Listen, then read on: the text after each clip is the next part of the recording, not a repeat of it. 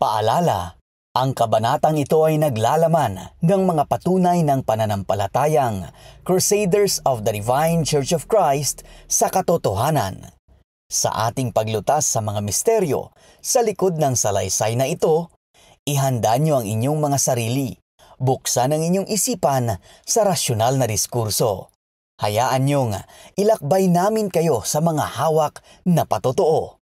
Ihanda ninyo ang inyong mga sarili dahil panahon na para mapakinggan at bigyang daan ang boses ng krusado.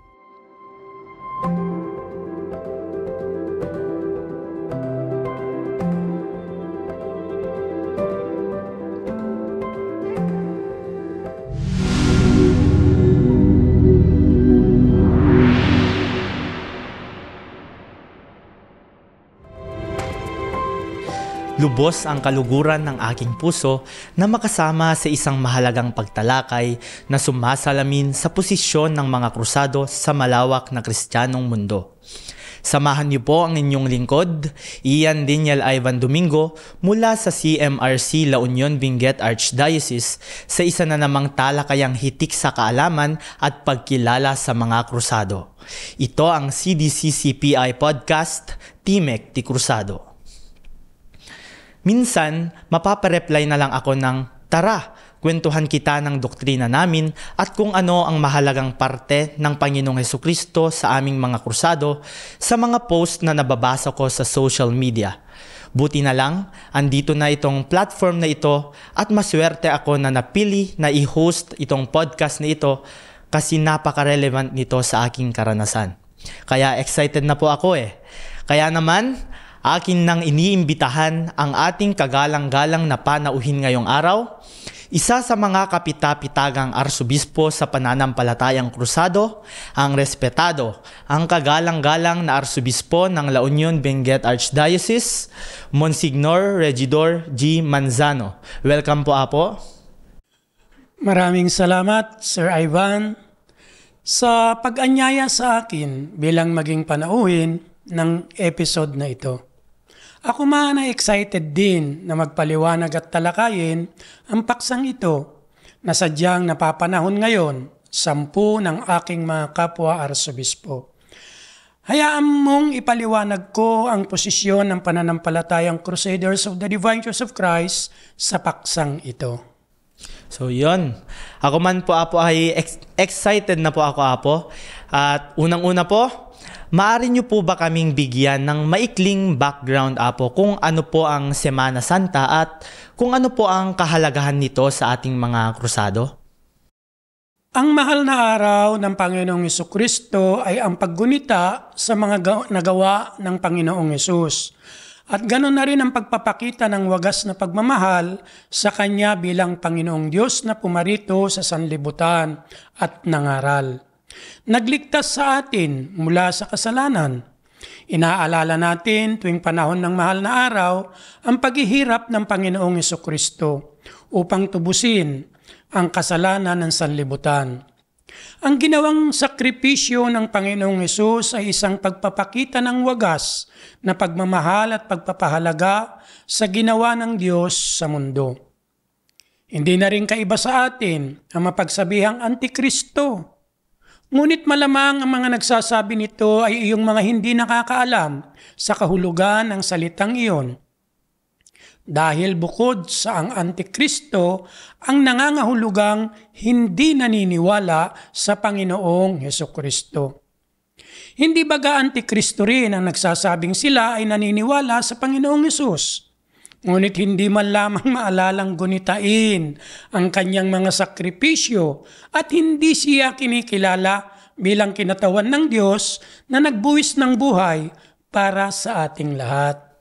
I agree, Apo. So, at kita naman po sa ating doktrina tuwing Semana Santa na inaalala natin ang Panginoong Hesus. Sa katunayan nga po, Apo, krusada lamang po atang may establish na pamamaraan sa paggunita ng Semana Santa. Walang palya sa taunang libot at iba pang mga aktibidad. Tama ka na naman dyan, Sir Ivan.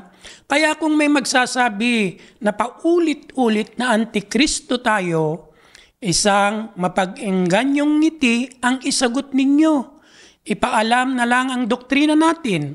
Isama ninyo na rin ang paggunita sa Semana Santa ng Panginoong Hesus. Opo, Apo. So, speaking of that po, Apo, ano po ba ang Semana Santa para po sa ating mga krusado? Ating uumpisahan at hahango tayo sa mga kasulatan sa banal na aklat upang may paliwanag natin ang Semana Santa. Ang Semana Santa ay panahon ng pagsasakripisyo at walang pakundangang pag-aalay ng sarili sa Diyos. Ito'y mababasa sa aklat ng unang Timoteo sa Kabanata 2, talata 6, na ibinigay ang kanyang sarili na pangtubos sa lahat ng pagpapatotoong mahayag sa sariling kapanahunan.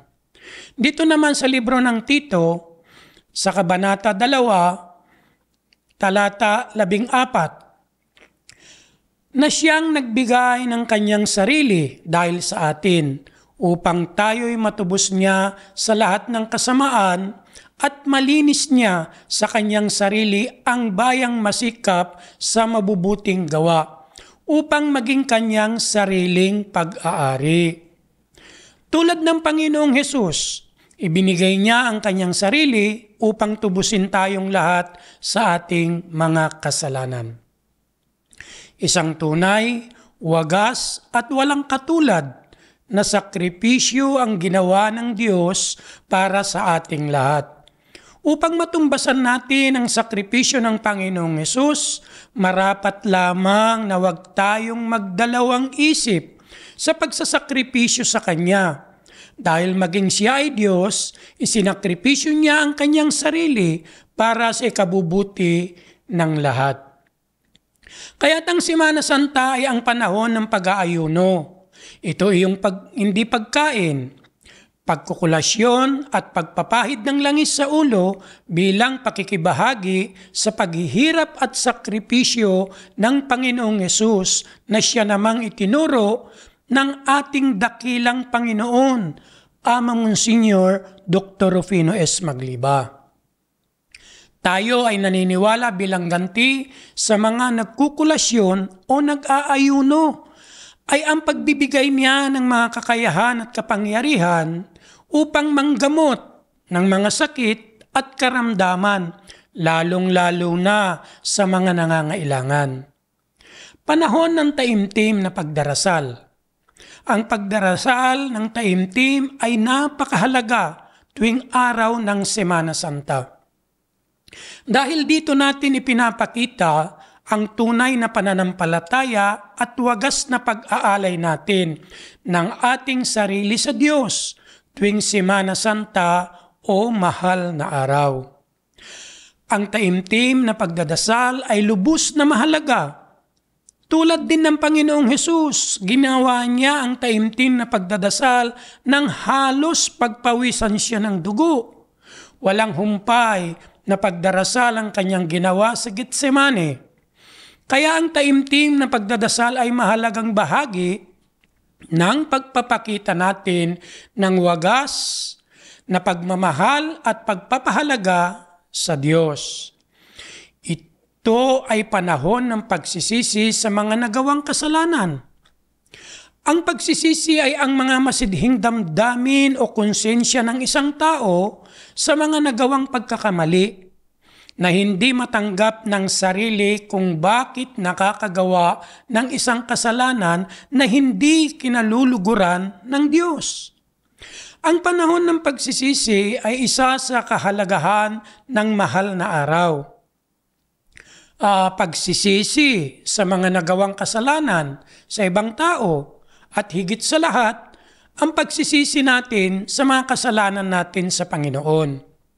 Bagaman nagawa tayo ng kasalanan dahil sa tunay at wagas na pagsisisi, tatanggap tayo ng kapatawaran sa Diyos dahil hindi niya ibig na mapahamak ang sinuman. Bagkus, ang lahat ay magsipagsisi ng tunay at wagas. Ito ay panahon din ng pagbabago. Ang pagbabago ay ang pagtalikod o pag-iwas sa mga ginawang masamang bagay at palitan ito ng mga makabuhuluhan at mabuting bagay, higit sa lahat ang kalugod-lugod sa paningin ng Panginoong Diyos. Yun, maraming salamat po Apo sa introduction. Ang dami ko pong reflection sa mga sinabi niyo Apo. Ako man po ay guilty ako sa ibang mga nasabi niyo Apo. At ngayon ko na-realize na hindi lang basta dapat nakikilibot, nakikibigil at iba pa ang ginagawa tuwing Semana Santa. Dahil ang tunay na essence nito ay ang pag-alala sa sakripisyo ng ating Panginoong Hesus, pagsisisi sa mga kasalanan at pagbabago. Di ba po Apo? Tama ka na naman dyan, Sir Ivan. Kaya ang pagpunta sa simbahan at paggunita ay isang obligasyon natin yan. Iyan ang pisikal na manifestasyon ng ating pagkilala sa Panginoong Diyos.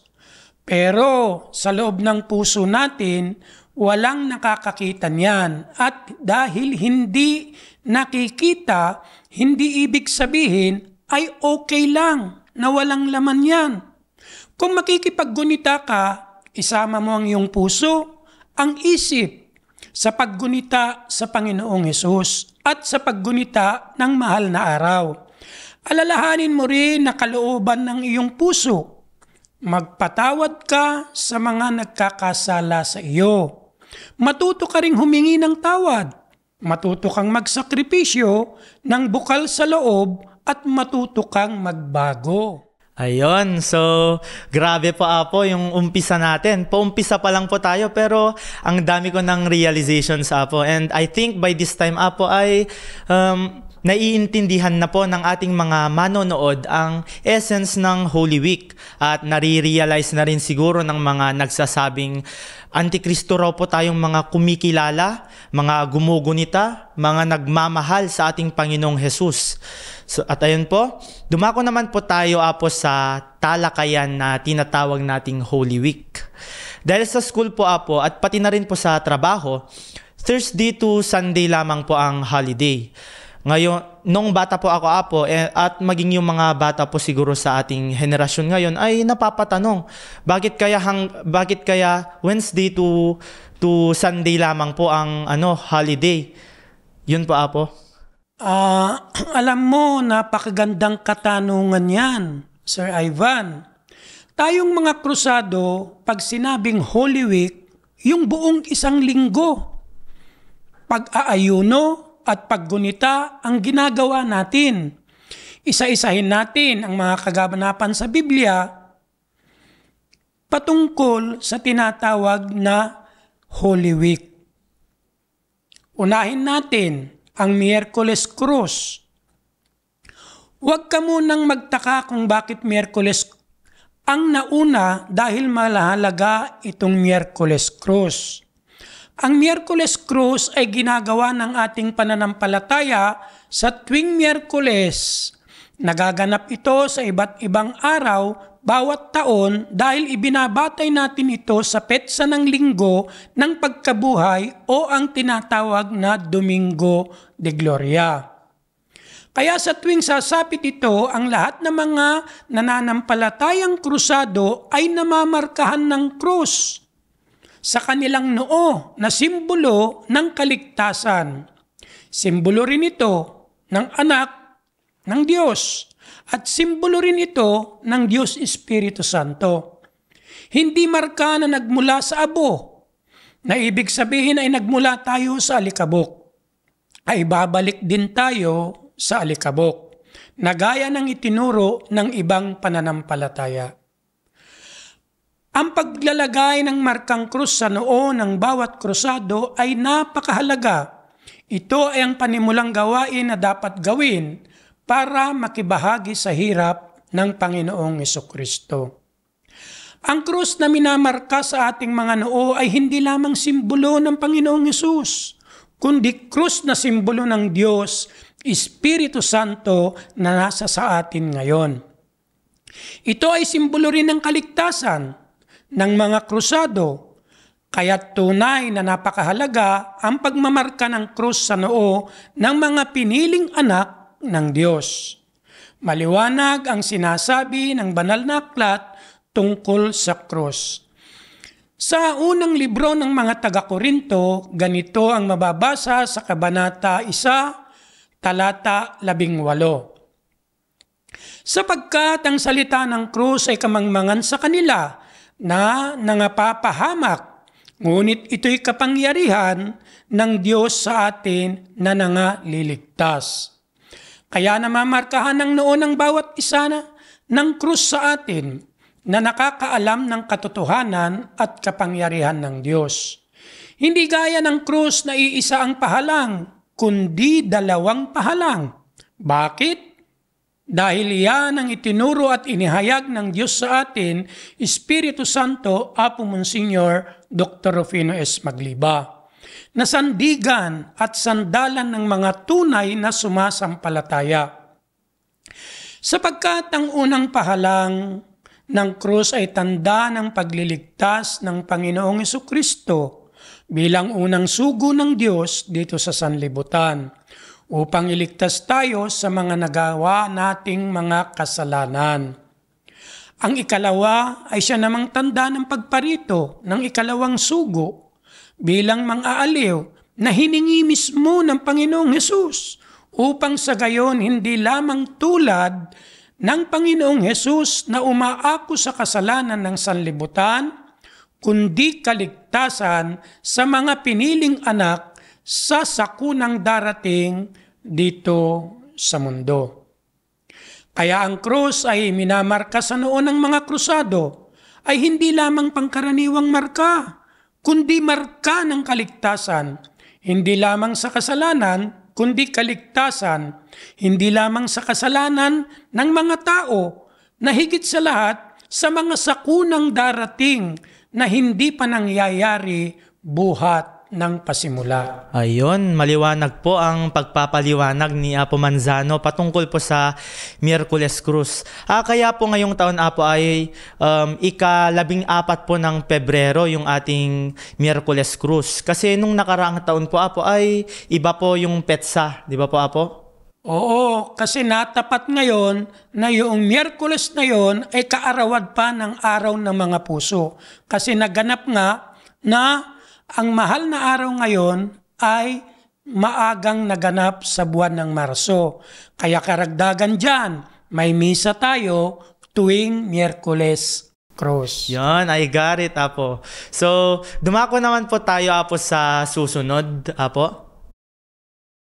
Ang susunod ay ang Domingo Ramos o Linggo ng Palaspas. Ang Linggo ng Palaspas ay ang ikapito at huling linggo ng Kwaresma bago ang linggo ng pagkabuhay ng Panginoong Hesus. Sa araw na ito ay ginugunita nating mga krusado ang pagpasok ng Panginoong Hesus ng palma at mga dahon ng mga balabal na inilalatag nila sa daraanan ng Panginoon. Na nakasakay siya sa isang asno patungo sa Jerusalem, isang pag-alala kung saan tayo ay naghahanda ng mga sanga, mga dahon at mga uri ng halamang gamot upang mabasbasan sa loob ng simbahan at maging gamot sa mga sakit at karamdaman. Ito rin ay nagsisilbing pananggalang sa mga sakuna at kapahamakan. Ang pagpasok ng Panginoong Hesus sa Jerusalem ay inihahayag na ng mga propeta mula pa noong simula na saad sa Zacarias sa Kabanata 9 at talata 9 na ganito ang mababasa. Magagalak kang mainam o anak na babae ng Siyon. Humiyaw ka o anak na babae ng Jerusalem.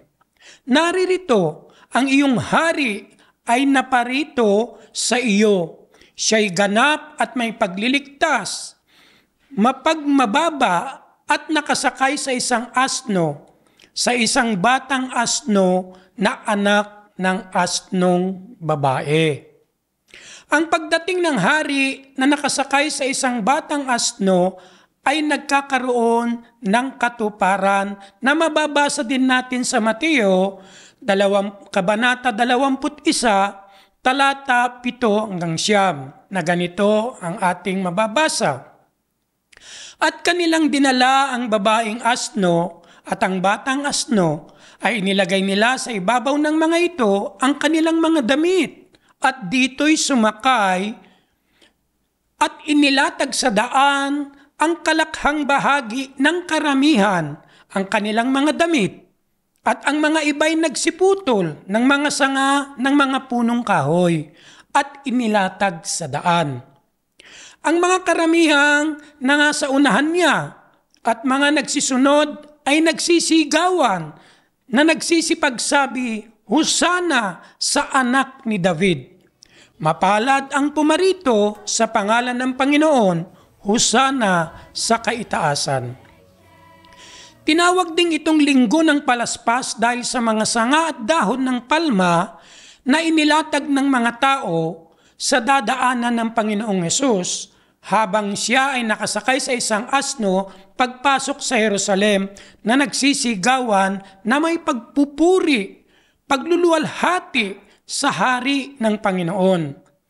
Kaya bilang tunay na sumasampalataya sa Diyos, tayong mga krusado ay nakikibahagi ng tunay at buong pusong pagluluwalhati sa Diyos. Yon, maraming salamat po Apo sa pagbibigay po sa amin ng isang kaganapan. Pagkukwento nyo po sa amin ng kaganapan po sa Jerusalem sa pagpasok ng hari na ang ating Panginoong Hesus, ang linggo ng palaspas. So, paano po natin ito ginugunita Apo, yung linggo po ng palaspas? Ganito na naman yan, Sir Ivan. Pagpatak ng 6:00 ng umaga ay mag-uumpisa ang libot ng palaspas. Kaya lang ito ay gaganapin sa Central Church. Nariyan pa rin ang flag ceremony. May banal na misa sa may mga alay na mga ramos sa loob ng simbahan. Wala nang libot sa lahat ng mga chapter o prosesyon na magaganap, maliban sa Central Church lamang. May lalagay ang takip sa oras ng 12:00 ng tanghali pagkatapos ng banal na misa ng Domingo Ramos. Pagkatapos ng punit ay maibababa na rin ang Nazareno at lahat ng mga imahe ng mga santa. Ang lahat ng altar na may larawan ni Ama RSM ay hindi kasali na matatakpan kundi mga larawan lamang ng Panginoong Hesus, ang apostol na si San Pablo at San Pedro. Gayon din ang Santo Cristo, ang seryales matatakpan ng puting tela kung ililibot o ipupursisyon ito. Maliban kung ang seryales natin ay meron ng 2 pahalang na krus. Yun, maraming salamat po Apo. Andun pa lang po tayo Apo sa simulang parte ng ating paksa, pero ang dami-dami ng mga kaalaman ang na-impart nyo po sa amin at lalong-lalo na po sa ating mga manonood Apo. Kaya next po Apo, dumako naman po tayo Apo sa susunod. Pagkatapos ng ating tinatawag na Domingo Ramos o Palaspas, dadako na tayo sa unang araw na tinatawag na Lunes Santo. Ang Lunes Santo ay araw na kung saan ang Panginoong Jesucristo ay dinala sa gobernador na si Poncio Pilato upang sentensyahan na maipako sa krus. Ito ay mababasa sa libro ng Mateo, Kabanata 27, talata 20 hanggang 26. Na ganito, tuwing Lunes Santo, mayroong regular mass sa lahat ng mga chapter. Ang Martes Santo naman ay nangangahulugang unang pagkadapa ng Panginoong Hesus at ang Miyerkules Santo naman ay nangangahulugang pagkadapa ng Panginoong Hesus sa pangalawang pagkakataon habang daladala niya ang krus. Kaya sa banal na araw ng Martes, isinasagawa ng ating pananampalataya ang istasyon general na tinatawag ng krus upang makibahagi sa landas na tinatahak na hirap ng Panginoong Hesus dahil sa ating mga kasalanan. Isa-isahin natin ang istasyon general ng krus. Ang paghatol ng kamatayan, una, kay Jesus, na mababasa natin sa Lucas, Kabanata 23, talata 13 hanggang 25. Sa unang istasyon ng krus ay tinanggap ni Jesus ang hatol ng kamatayan para sa kanya. Sa bundok ng Olibo, ito ay idinadalangin ni Jesucristo na masunod niya ang kalooban ng kanyang Ama. Pangalawa, ang pagpasan ni Jesus ng krus na mababasa sa libro ng Marcos, Kabanata 15, talata 20. Sa ikalawang istasyon ng krus ay pinagkanulo ni Judas si Jesus. Kasunod nito ay ang pagdakip kay Jesus upang pasanin ang krus ng ating mga kasalanan. Ang pangatlo, ang pagkadapa ni Jesus sa unang pagkakataon.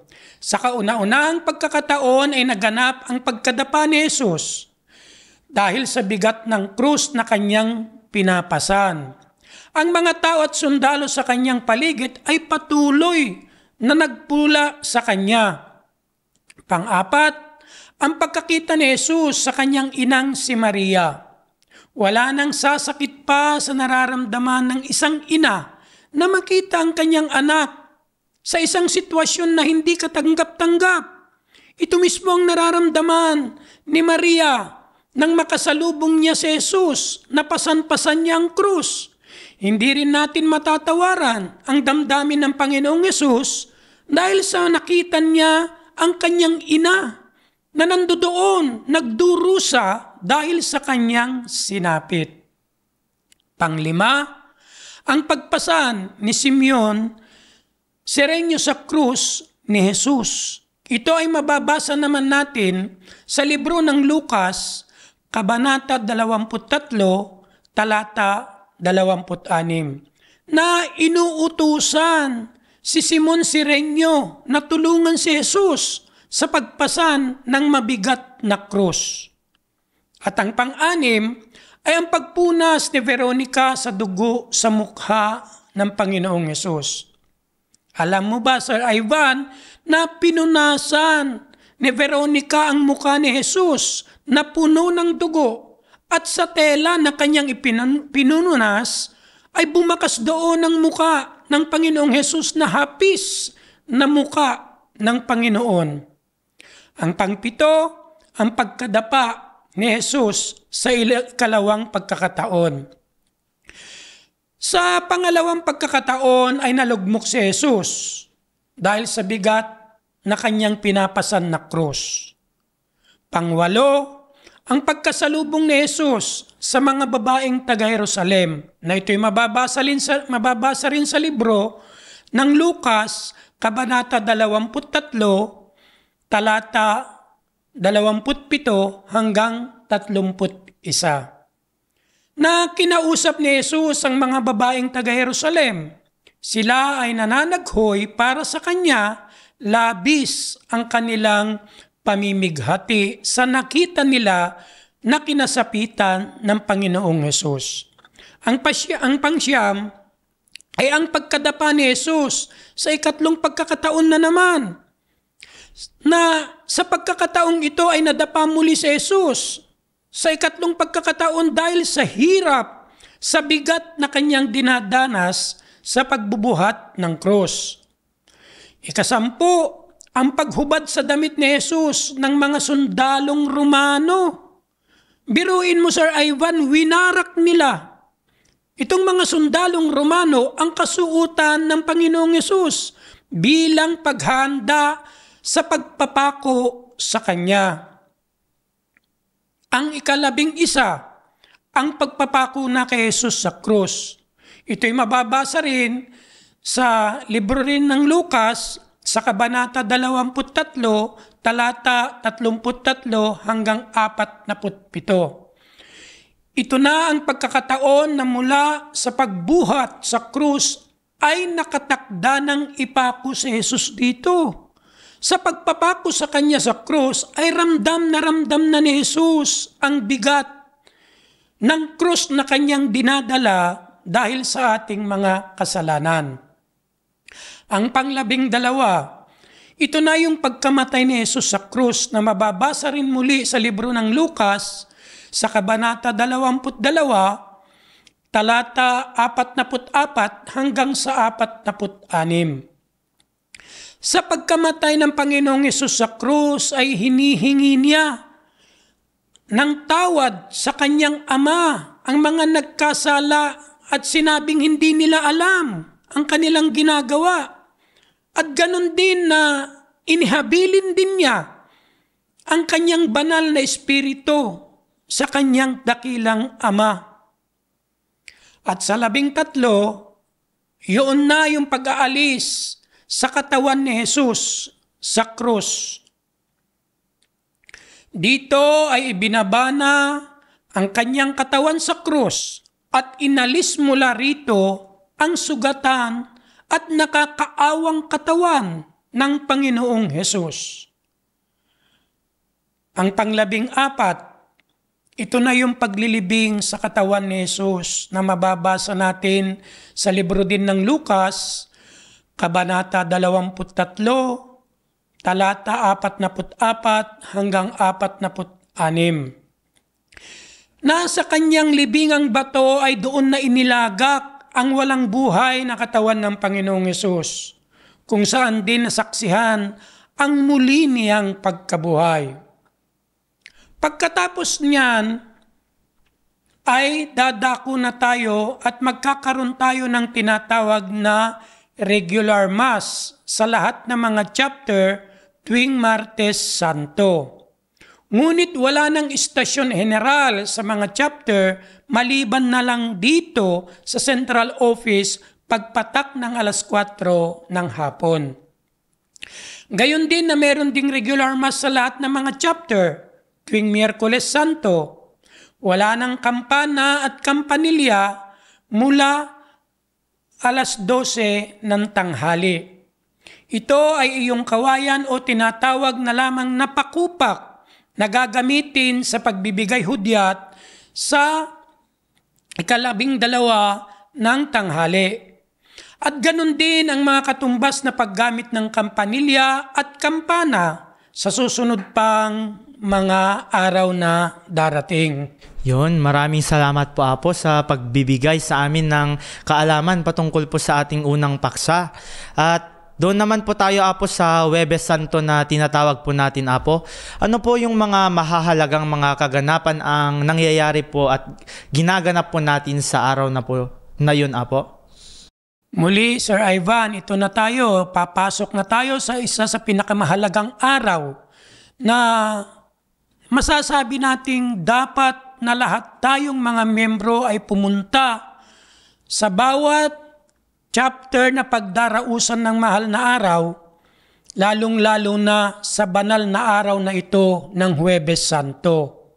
Dahil dito'y inaalala natin ang huling hapunan ng Panginoong Hesus kasama ang kanyang mga apostol.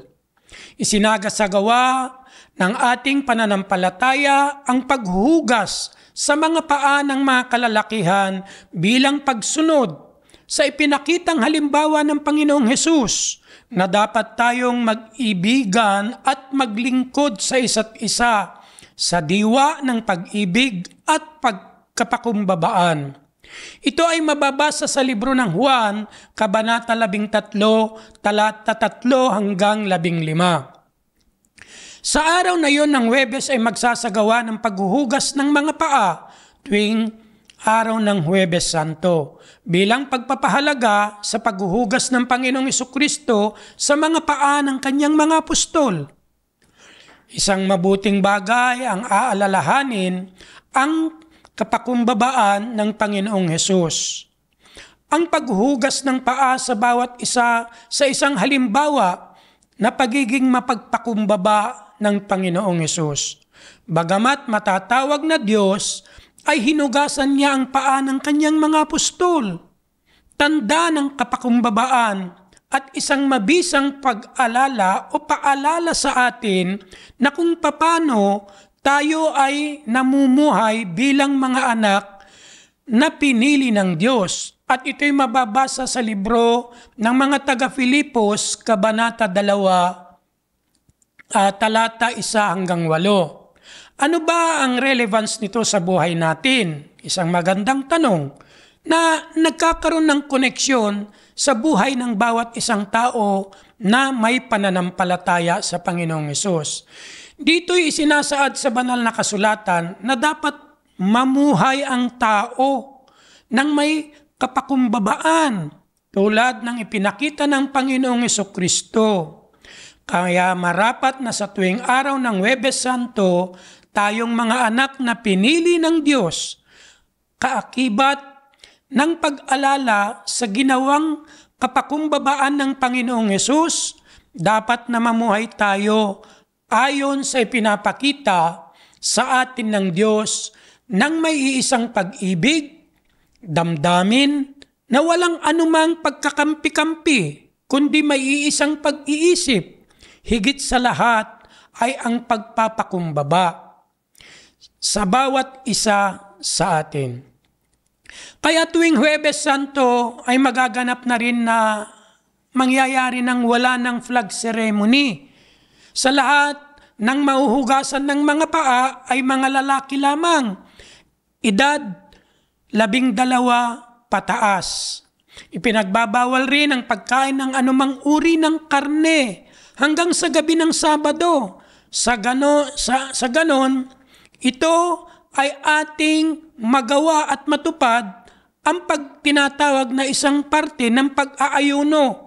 Sa ganap na 4:00 ng hapon ay gaganapin na rin yung prosesyon ni Apo Nazareno at mga santo at santa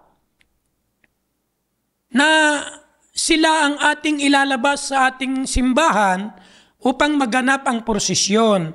Kasama na rin dyan ang mga seryales at mga rebulto nila San Pedro, San Pablo, Santa Salome, Santa Magdalena, Apo Nazareno, Santa Cleofe, Santa Veronica, at Santa Maria.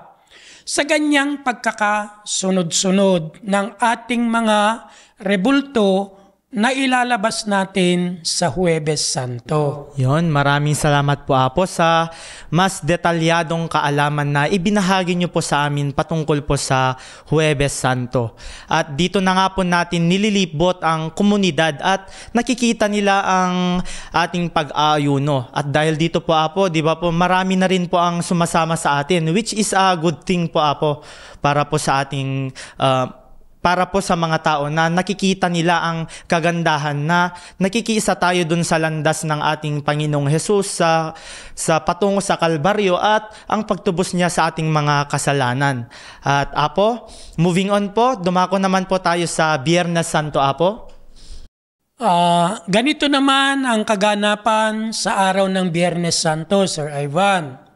Isa na ito sa mahalagang araw ng paggunita natin ng Semana Santa. Sa araw na ito ay inaalala natin ang pagkapako ng Panginoong Hesus sa krus sa kanyang pagtubos dahil sa ating mga kasalanan. Kaya tayong mga sumasampalataya at piniling mga anak ng Diyos, Espiritu Santo, Apo Monsignor Dr. Finos Magliba, ay wagas nating iniaalay ang ating sarili bilang kabahagi sa hirap at pagpapasakit ng ating Panginoong Hesus. Dahil sa pagtubos sa ating mga kasalanan hanggang kamatayan niya sa krus. At ganon din na matatalakay na ang huling 7 salita ng Panginoong Hesus. Una, ito yung tinatawag na kapatawaran na mababasa sa libro ng Lucas, Kabanata 23, talata 33 hanggang 34, na ganito ang mababasa. At nang dumating sa dakong tinatawag na bungo, ay kanilang ipinako roon siya sa krus at ang talampasan isa sa kanan at isa sa kaliwa. At sinabi ni Jesus, Ama, patawarin mo sila sapagkat hindi nila nalalaman ang kanilang ginagawa. at sa pagbabahagi nila ng kaniyang mga suot ay kanilang pinagsapalaranan. Pangalawa, ito yung tinatawag na kaligtasan. Ganon din na mababasa muli sa siyang libro. Ganito, at siya'y inalipusta ng isa sa mga talampasang nabibitin na sinasabi, hindi baga ikaw si Kristo? Iligtas mo ang iyong sarili at kami. Datapwat sumagot ang isa at pagsaway sa kanyang sinabi na hindi ka pa baga natatakot sa Diyos? Yamang ikaw ay nasa gayon ding kaparusahan. At tayo sa katotohanan ay ayon sa katwiran sapagkat tinanggap natin ang nararapat na kabayaran sa ating mga gawa. Datapwat ang taong ito'y hindi gumawa ng anumang masama. At sinabi niya, Jesus, alalahanin mo ako pagdating mo sa iyong kaharian. At sinabi rin sa kanya ni Jesus, katotohanang sinasabi ko sa iyo, ngayon ay kakasamahin kita sa paraiso. Pangatlo, pagmamahal na mababasa sa libro ng Juan, Kabanata 11, talata 25 hanggang 27. Ang mga bagay ngang ito ay ginawa ng mga kawal, datapwat, nangakatayo sa piling ng krus ni Jesus, ang kanyang ina at ang mga kapatid ng kanyang ina na si Maria na asawa ni Cleopas at si Maria Magdalena.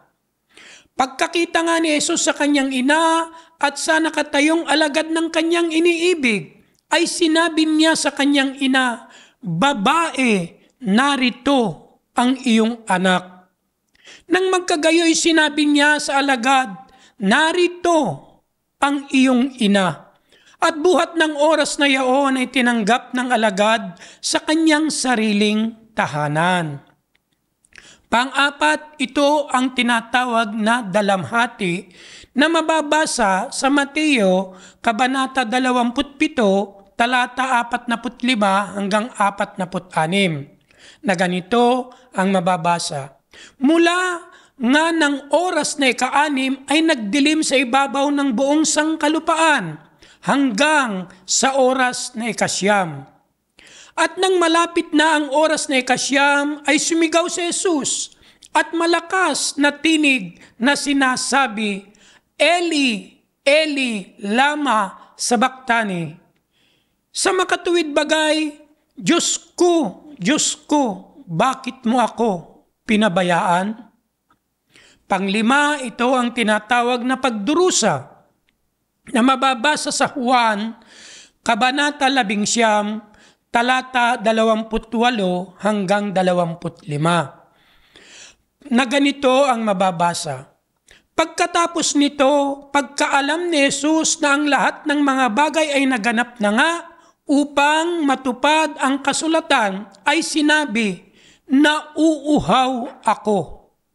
Mayroon doong isang sidsilang puno ng suka, kaya't naglagay sila ng isang esponghang basa ng suka sa isang tukod na isopo at kanilang inilagay sa kanyang bibig.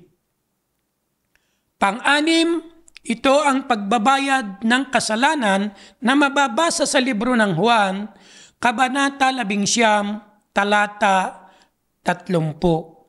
Nang matanggap nga ni Jesus ang suka ay sinabi niya, naganap na, at iniyukayok ang kanyang ulo at nalagot ang kanyang hininga. At ang pangpito, ito ang pagsusuko sa Diyos na mababasa sa Lucas, Kabanata 23 hanggang talata 46. At si Jesus na sumigaw ng malakas na tinig ay nagsabi, Ama, sa mga kamay mo ay pinagtatagubilin ko ang aking espiritu. At pagkasabi nito ay nalagot ang hininga. Kaya't ang araw ng Biyernes Santo tuwing mahal na araw ay tunay na wagas na mahalaga sa ating mga krusado. Sapagkat sa araw na ito ay pinapahalagahan natin ang hirap ng Panginoong Diyos Anak habang nakapako ito sa krus, upang tubusin tayong lahat sa ating mga kasalanan, na dapat sana'y tayo ang siyang dumaranas. Ang wagas na pagmamahal niya, ang hirap na kanyang dinanas, ang siyang naging dahilan, kaya tinanggap niya ang kanyang hirap na humantong ito sa kanyang kamatayan. Habang nakapako sa krus ang Panginoong Hesus, nagsabi siya ng mga salita na dapat nating bigyang pansin at pakahalagahan, sapagkat ito ay nagbibigay ng mahalagang aral sa ating buhay, higit sa lahat ang wagas na pagninilay-nilay sa mga salitang ito. Ang siyang nagpapaalala sa atin kung gaano kadalisay at wagas ang walang hanggang pagmamahal ng Diyos sa buong sangkatauhan. Tinatawag nating mga krusado ang Biyernes Santo bilang pamadso sa salitang Ilocano, sa pamadso sapagkat naihain na ang Santo Cristo sa altar at paglagay ng Santo Cristo sa lapag ng harapan ng altar ay dapat nang naalis ang kanyang puting tela o kumot. Ang unang hahalik ay ang pari na naghahandog sa kanya na siya'y hahalik nang nakaluhod lamang, hindi nakadapa, at ganun na rin ang mga susunod na mga hahalik at magbibigay pugay bilang paggalang sa Panginoong Hesukristo. Sa ganap na 11 kalahati o 11:30 ng umaga ay maitataas ang Apo Nazareno at maibababa naman ang tinatawag nating replika o santo bangkay ng Panginoong Hesus.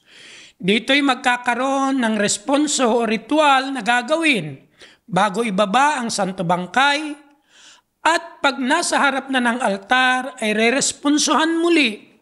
Itong araw na ito rin ang umpisa ng tinatawag na pagbabantay o sasalitang vigil sa santo bangkay. Sa pagpatak ng 4:00 ng hapon ay ito ang tinatawag na prosesyon ni Apo Santo Bangkay. At ang mga santo at santa, dito may mga bagay na tayong dapat sundin.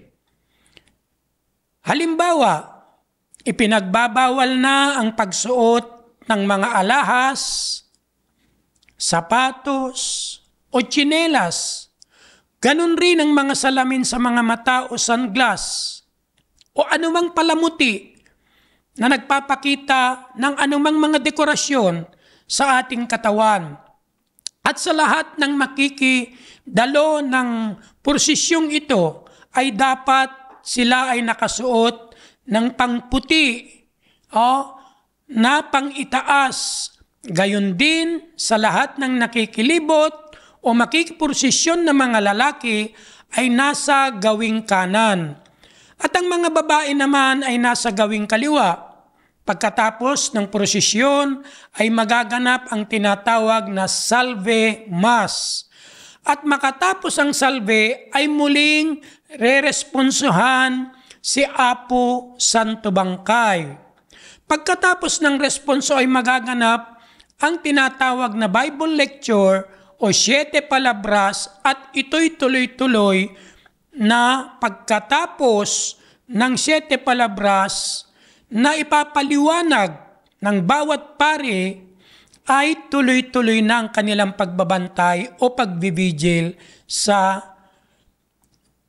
Santo Bangkay. Yon, maraming salamat po Apo sa pagbibigay sa amin ng detalyado na pagkakasunod-sunod ng mga kaganapan sa araw ng Biyernes Santo, Apo. Ako po Apo ay kinilabutan at nasaksihan ko po sa aking isip na ganun po kataas, ganun po kataas ang pagmamahal ng Diyos sa atin na walang makakaalpas ni naman apo, walang makakaalpas sa pagmamahal ng Diyos dahil sa pagkabalubay niya sa krus ng Kalbaryo at hanggang siya po ay namatay. So tayong mga krusado po ay iba po tayong manampalataya. Hindi ko maipaliwanag ang naghahalong kilabot, lungkot at pride sa akin ngayon, Apo, habang ini-imagine ko po at the same time yung mga nasabi niyo pa, Apo, patungkol sa ating Panginoong Jesus. So moving on po, doon naman po tayo, Apo, sa Sabado Santo at Domingo de Gloria, Apo, na napaka-controversial po dahil ang tawag ng ibang relihiyon ay Sabado de Gloria. Ano po ang pagpapaliwanag natin patungkol rito, Apo? Alam mo, Sir Ivan, isa nga siyan sa mga pinaka-controversial na ibinabato nila sa ating pananampalatayang krusado. Pero alam mo, sa dami-dami na mga nagdaang taon, nung lumabas lamang ang pananampalatayang Crusaders of the Divine Church of Christ, dito nila nasaksihan ang tunay at totoo pala na tinatawag na Gloria. Ito yung huling 2 araw ng Semana Santa. Ito'y napakahalaga sa ating mga krusado. Ang Sabado Santo ay 2 araw pa lamang ng ating pagbabantay o kamatayan ng Panginoong Hesus. Ang Sabado Santo at 2 araw na ito na nasa kanyang libingan pa at ang mga sumasampalataya sa kanya ay wagas na nagdadalamhati pa lamang sa araw na ito tulad natin sa pananampalatayang krusado. Ngunit ang mga pumatay sa kanya ay labis na nagsasaya na sa araw na ito na dapat ay nagdadalamhati pa lamang sila. Ang Domingo de Gloria o Linggo ng Pagkabuhay ay araw na kung saan ang bato na nakatakip sa libingan ng Panginoong Hesus ay nabuksan. At ito ay sinyales na ang Panginoong Hesus ay nabuhay muli sa kanyang pagkamatay. Ngunit tama ka, napakaraming kalituhan sa mga tao tungkol sa kung ano nga ba ang linggo ng pagkabuhay. Para sa iba, winawalang halaga nila ang tunay na kahulugan ng pagkabuhay ng Panginoong Hesus. Bagkus nagsasagawa sila ng mga bagay na walang kabuluhan, mga tradisyon na talagang walang kinalaman sa pagkabuhay na muli ng Panginoong Hesus. Ngunit sa ating mga piniling anak ng Diyos, tunay at wagas nating binibigyang halaga ang pagkabuhay ng Panginoong Hesus. Higit sa lahat, dahil sa paggabay, turo at aral na ibinigay sa atin ng Diyos Espiritu Santo, Apo Monsignor Dr. Rufino S. Magliba, na itinuro niya ang katotohanan tungkol sa pagkabuhay ng Panginoong Hesukristo. Maliwanag ang pahayag ng banal na Biblia tungkol sa muling pagkabuhay ng Panginoong Hesus. At ito'y mababasa sa libro ng Mateo sa Kabanata 28, talata 1, na ganito ang mababasa. Nang magtatapos ang araw ng Sabat, nang nagbubukang liwayway na ang unang araw ng isang linggo, ay nagsiparoon si Maria Magdalena at ang isa pang Maria upang tignan ang libingan. Sa Marcos, Kabanata 16, talata 2, ganito ang mababasa. At pagkaumagang-umaga ng unang araw ng sanglinggo, ay nagsiparoon sila sa libingan ng sikat na ang araw. Nang siya'y magbangon ng unang araw ng sanglinggo, ay napakita muna siya kay Maria Magdalena. Doon, si Jesus ay nagpakita na kanyang 7 demonyo ang pinalabas niya. At sa Lucas, Kabanata 24, talata 1 hanggang 7, ganito ang mababasa. Datapwat ng unang araw ng sanglinggo, Pagka-umagang-umaga ay nagsiparoon sila sa libingan na may daladalang mga pabango na kanilang inihanda. At nasumpungan nilang naigulong na ang bato mula sa libingan. At sila ay nagsipasok at hindi nila nasumpungan ang bangkay ng Panginoong Hesus. Mangyari na samantalang sila ay nangatitilihan dahil dito, narito, tumayo sa tabi nila ang dalawang lalaki na nakasisilaw ang mga damit.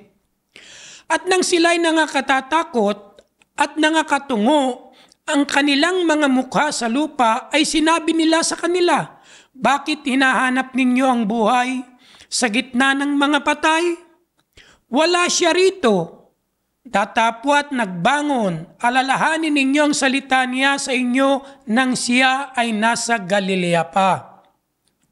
Na sinasabi, kinakailangan na ang anak ng tao ay ibigay sa mga kamay ng mga taong makasalanan at ipako sa krus at mabangong muli sa ikatlong araw.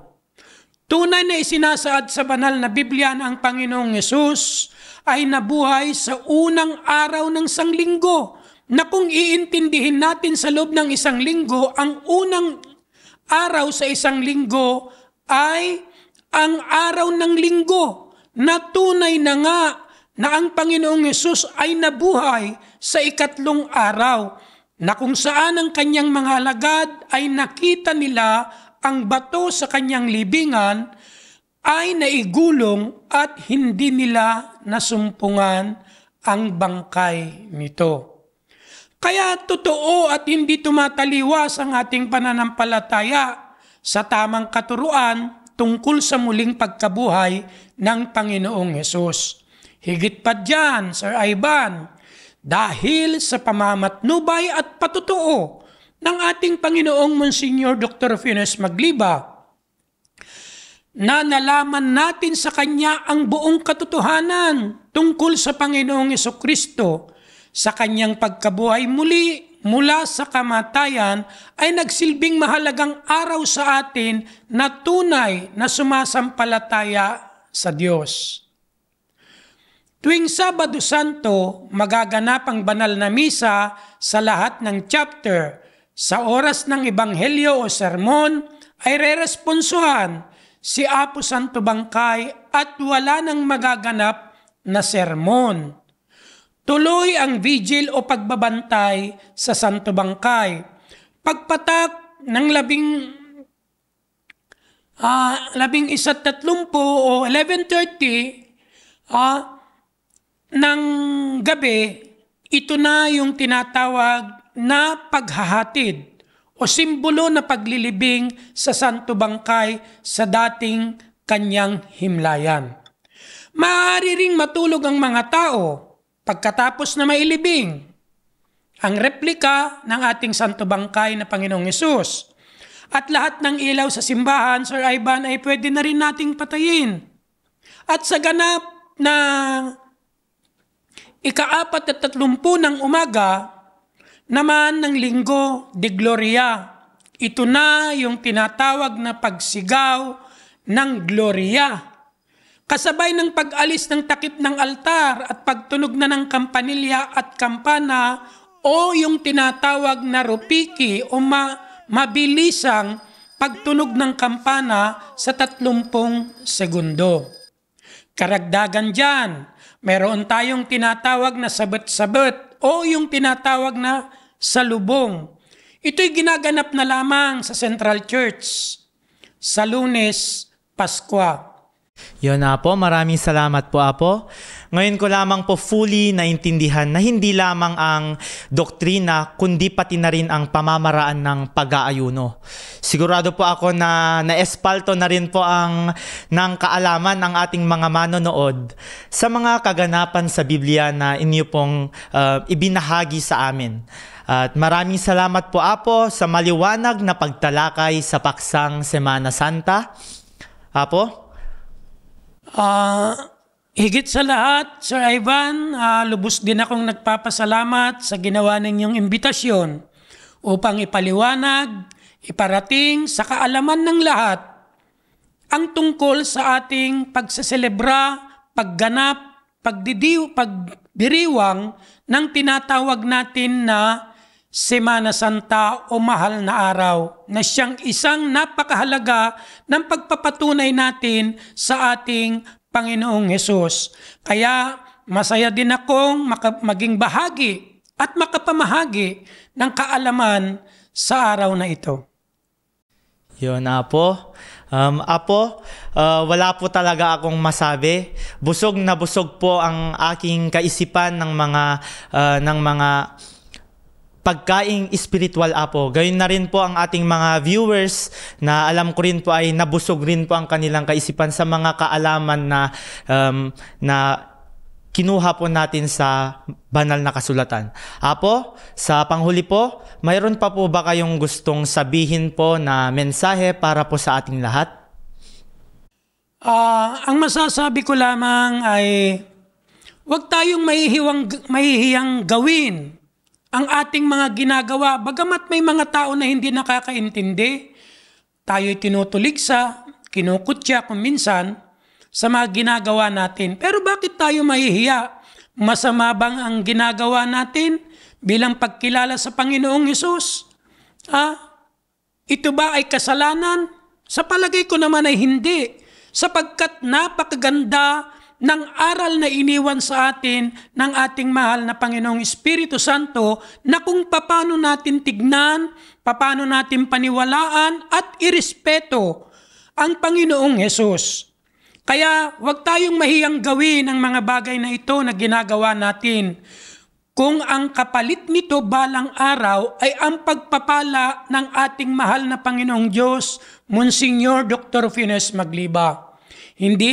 Huwag nating isipin o huwag tayong mag-alintana sa init ng kalsada. Ang mga baku-bakong titisod sa atin. Ang kaligtasan natin ay nakasalalay sa ating pananampalataya at pagtupad sa kagustuhan ng Panginoon. Ang pagdiriwang natin ng mahal na araw o Semana Santa ay tunay na mahalaga sa atin sapagkat ito ang nagpapaalala kung gaano kalaki ang wagas at pag-ibig ng Diyos sa atin. At hindi natin ito matatawaran ng kahit ano pamang bagay o kayamanan dito sa sanlibutan bilang ganti sa kanyang mga hirap para sa atin. Kailangan na alalahanin natin, tayo'y magnilay-nilay sapagkat ang dinanas na hirap at pagsasakripisyo ng Panginoong Hesus para tubusin lamang ang ating mga kasalanan. Kaakibat ng pag-aalala at pagpapahalaga natin sa sakripisyo ng Panginoong Diyos, narapat lamang na makibahagi tayo sa kanyang hirap na kanyang pinasan na krus. Dahil ito ay isang pamamaraan ng ating pakikibahagi sa hirap ng Diyos sa paggunita ng Semana Santa. Kasabay nito ay gawin na rin natin ang ating pagsisisi sa ating mga kasalanan, paghingi ng tawad sa Panginoon, pagtalikod sa mga masasamang gawain, sa mga marubdob na paghingi ng tawad sa mga taong nagawan natin ng kasalanan. Higit sa lahat, ang paghingi natin ng tawad sa Diyos.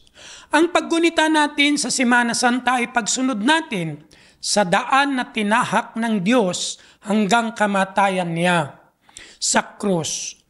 Na ito ay nagpapakita ng wagas at tunay na pagluluwalhati sa Kanya bilang Diyos at tagapagligtas. Kaya ako ay humihingi at nakikiusap na sana sa lahat ng ating mga kapatid sa pananampalatayang ito, tayo po ay pumunta sa bawat chapter na pagdarausan po ng mahal na araw. Huwag nating isipin, sayangin ang mga bagay na inaakala natin na siyang magiging dahilan ng hindi natin pagpunta sapagkat napakalaking bagay ang maibibigay sa atin ng ating pagtupad sa mga kautusan na iniwan sa atin ng ating mahal na Diyos Espiritu Santo, Apo Monsignor Dr. Rufino Magliba. Maraming salamat. Ayun, maraming salamat po Apo Manzano.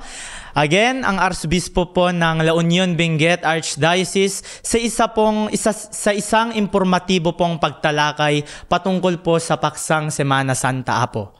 Mga kaibigan, itinampok natin ngayong araw ang talakayang tungkol sa Semana Santa. Personally, naantig ang puso ko sa talakayang ito. Ang sarap maging krusado, ang sarap mahalin at sambahin ang Diyos, ang sarap maglingkod.